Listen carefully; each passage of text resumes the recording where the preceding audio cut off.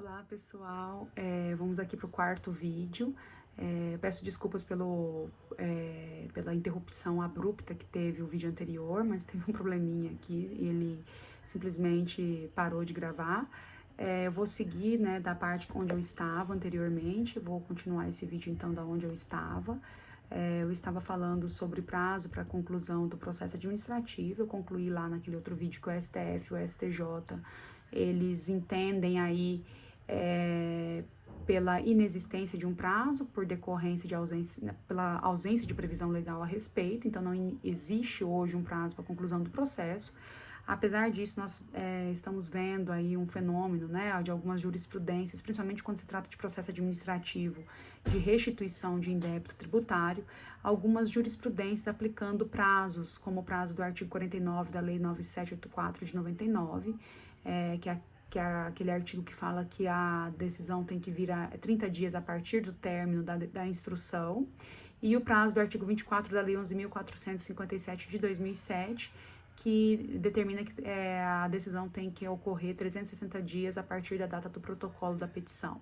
E algumas decisões, então, nesses processos, vêm aplicando pena pelo estabelecimento de multa diária pelo descumprimento desses prazos. Apesar de, na própria lei, não trazer qualquer sanção pelo descumprimento dos prazos, alguns processos vêm realizando, fixando aí multa, aplicando multa diária pelo descumprimento dos prazos. Mas de qualquer forma eu já afirmo que, apesar de existirem já esses posicionamentos, não é algo ainda majoritário na nossa jurisprudência. Para concluir aqui, né, essa matéria, depois de terminado então esse processo, com a finalização desse processo administrativo de controle de legalidade desse ato impugnado, a gente tem aí a inscrição endividativa. Então, o crédito definitivamente constituído, então, primeiro, né, com a decisão final, ou ela vai ser totalmente favorável ao contribuinte, e aí ela tem o efeito de extinguir o crédito tributário, ou ela vai ser desfavorável ao contribuinte, e o crédito, ele será definitivamente constituído. Então, a gente tem, com a conclusão do processo administrativo de controle de legalidade do lançamento, esse lançamento definitivo ocorrendo.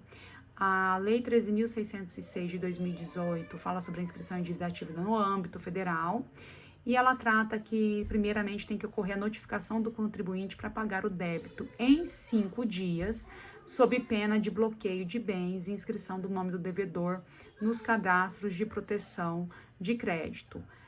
Se for necessária qualquer correção de erros relacionados à inscrição, o procurador responsável deve fazer essa correção fundamentadamente, que assim evita a inscrição de crédito inconstitucional ou crédito extinto, né, por decisão administrativa, ou pago, parcelado ou compensado, reduzindo aí custos também para a própria administração. O artigo 185 do CTN, recordando, ele presume fraude quando ocorrer alienação de patrimônio depois da inscrição em dívida ativa, independentemente aí de comprovação de má-fé ou conluio, segundo o STJ. Então, a presunção de fraude, ela ocorre depois da inscrição em dívida ativa. Agora, eu vou falar rapidamente com vocês sobre outros processos administrativos aí relativos a impugnações de outras situações aí que não é o lançamento tributário. Então, o primeiro processo que eu quero tratar com vocês é a consulta fiscal. Na verdade, a consulta fiscal ele difere um pouquinho dos outros processos aí, em razão de não haver necessariamente um litígio, não pressupõe um litígio aí, mas é considerado um processo administrativo também. A consulta fiscal tá vinculada aí ao direito de petição. O interessado, com base no artigo 5º, inciso 34, alineado à Constituição, o interessado ele apresenta dúvidas sobre uma situação de fato ao fisco, com o intuito aí de obter uma decisão vinculante. Então, não depende de disciplinamento legal. No plano federal, ela está prevista no artigo 46 a 58 do decreto 70.235 de 72, mas por decorrer desse direito de petição, não precisa de um disciplinamento legal a respeito. Não pressupõe um litígio, mas é um processo porque assegura a participação dos interessados. É um processo bastante peculiar, porque ele só vai ter fase contenciosa caso o particular questione a resposta dada pelo fisco. Acontece o seguinte: a petição de consulta ela deve ser apresentada por escrito no domicílio fiscal do consulente, no órgão incumbido de administrar o tributo que é objeto da consulta. A petição de consulta ela tem que conter situação de fato, a dúvida presente, uma indicação pelo impugnante, pela pessoa, né, que está consultando aí, da solução adequada e o requerimento do pronunciamento do fisco. A alteração posterior do entendimento manifestado na consulta que seja em prejuízo desse consulente, desse administrado aí que realizou a consulta, essa alteração ela tem que ser notificada. Então ele deve receber uma notificação com a alteração e ela só vai produzir efeitos a partir apenas para os fatos ocorridos após essa notificação, conforme o artigo 146 do CTN. Existe possibilidade de ação judicial em face da resposta da administração a uma consulta, é o mandado de segurança, pois explicita aí o entendimento do fisco sobre questão jurídica. A consulta fiscal formulada, ela impede a instauração de procedimentos contra o consulente até 30 dias depois da cientificação desse sobre a decisão definitiva, e a consulta dentro do prazo para pagamento, ela não gera incidência de juros. Outro processo que nós temos é o reconhecimento de isenções e imunidades. O ato que reconhece o direito à isenção ou à imunidade, ele é um ato meramente declaratório sobre o direito subjetivo a uma isenção ou um direito subjetivo à imunidade. Basta cumprir os requisitos ali que a pessoa tem direito a essa isenção ou a essa imunidade. É possível procedimento, então, para averiguar, é necessário, na verdade, um procedimento para averiguar atendimento ou não dos requisitos.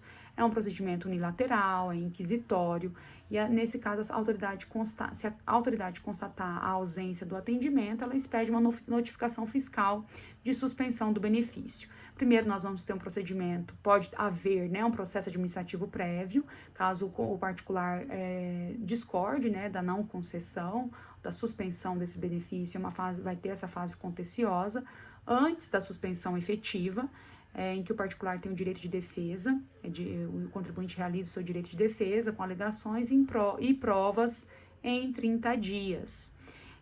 E depois pode ter um processo administrativo mais complexo, na impugnação do ato de suspensão do benefício, que vai seguir os trâmites ali de impugnação do lançamento. Então, caso naquele processo administrativo prévio ele seja desfavorável ao particular, pode haver o processo administrativo mais complexo que segue os trâmites da impugnação do lançamento. A impugnação aí, nesse caso, não terá efeito suspensivo em relação ao ato declaratório impugnado. Outro processo que nós podemos falar aqui é o da homologação de compensações ou deferimento de restituições. O procedimento de requisição de restituição ou de reconhecimento da compensação, ele é inicialmente inquisitório também, trata-se de um procedimento, e haverá processo administrativo quando há discordância do contribuinte em relação ao indeferimento da restituição ou da compensação. Caso o fundamento seja a inconstitucionalidade da cobrança, ainda não declarada pelo STF, nesse caso é melhor se valer do judiciário por conta da razão aí do fundamento de direito.